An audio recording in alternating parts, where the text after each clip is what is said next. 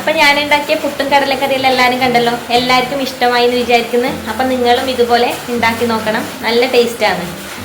അപ്പം എല്ലാവരും എൻ്റെ ചാനൽ സബ്സ്ക്രൈബ് ചെയ്യുക, ലൈക്ക് ചെയ്യുക, സപ്പോർട്ട് ചെയ്യുക. ഇത് കുതിർത്ത് വെച്ച പച്ചരിയാണ്, കഴുകി വൃത്തിയാക്കി വെച്ചിട്ടുണ്ട്. ഇത് നമ്മൾ സാധാരണ റേഷൻ കടയിൽ നിന്നും സാധാരണ കടയിൽ നിന്നെല്ലാം വാങ്ങുന്ന പച്ചരിയാണ്.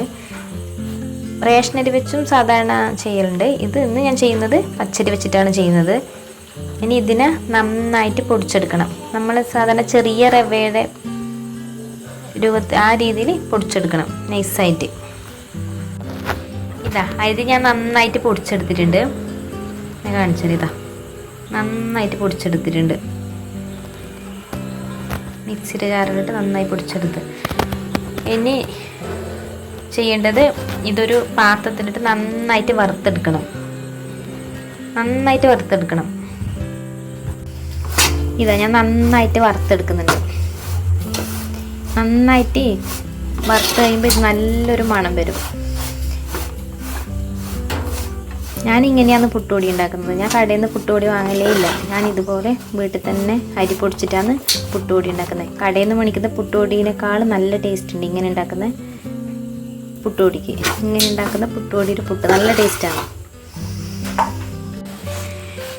അരിപ്പൊടി നന്നായിട്ട് വറുത്തെടുത്തിട്ടുണ്ട്. ഇനി ഇത് തണുക്കാൻ വെക്കണം. അപ്പോൾ ഒരു 10 മിനിറ്റ് ഞാൻ ആവി കയറാൻ വെച്ചു. അപ്പോൾ നമ്മളെ പുട്ട് റെഡി ആയിട്ടുണ്ട്. നമുക്ക് നോക്കാം പുട്ട് എങ്ങനെയുണ്ട്. നമ്മൾ പുട്ട് റെഡിയായി.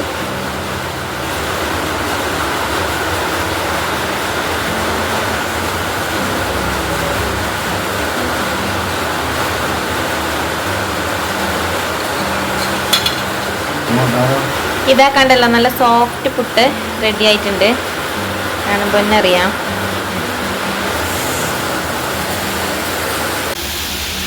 പുറത്ത് നല്ല മഴയുണ്ട്, അതാണ് ഇങ്ങനെ സൗണ്ട് കേൾക്കുന്നത്. നല്ല മഴയാണ്. ഇനി കടലക്കറി എങ്ങനെ ഉണ്ടാക്കുന്നത് നമുക്ക് നോക്കാം.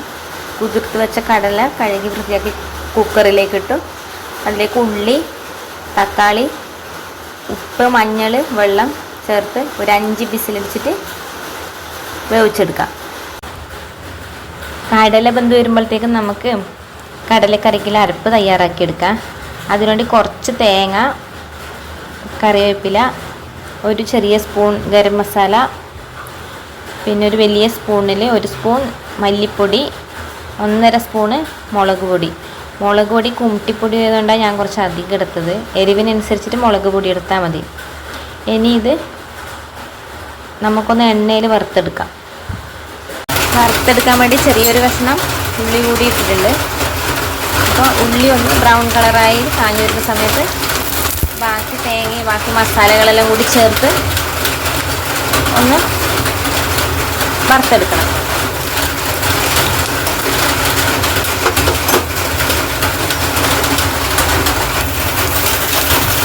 ഉള്ളി ബ്രൗൺ കളറായി വരുമ്പോൾ തേങ്ങ ഇട്ട് കൊടുക്കാം. തേങ്ങ ഇട്ട് കൊടുത്തിട്ട് തേങ്ങ ഒരു ചെറിയൊരു കളർ മാറുന്ന സമയത്ത് ബാക്കി മസാലപ്പൊടികൾ ഇട്ടിട്ട്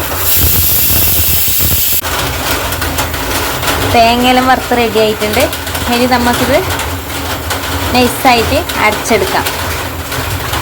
നമ്മൾ ഈ തേങ്ങ അരച്ചെടുക്കുന്ന സമയത്ത് വേണമെങ്കിൽ പിന്നെ കടലക്കറിക്ക് കുറച്ച് മൂപ്പ് കട്ടിക്ക് വേണ്ടിയിട്ട് കുറച്ച് വേവിച്ച കടല ചേർത്ത് കഴിഞ്ഞാൽ കറി നല്ല മൂപ്പ് കിട്ടും.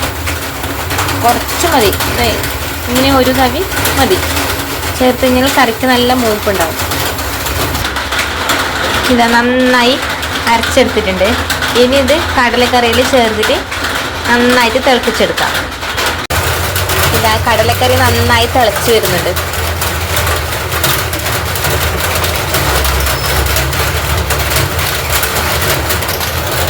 കടലക്കറി നന്നായി തിളച്ച് വന്നു. ഇനി ഇത് ഇറക്കി വെക്കാം. ഇനി ഇതിലേക്ക് കടുക്, കറിവേപ്പില, ഉള്ളി എല്ലാം വറുത്തിട്ട് കൊടുക്കാം.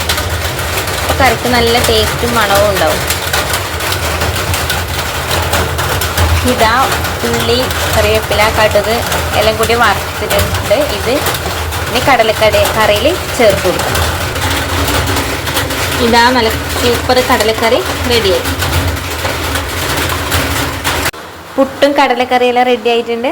നല്ല ചൂട് പുട്ട്, വറുത്തരച്ച കടലക്കറി.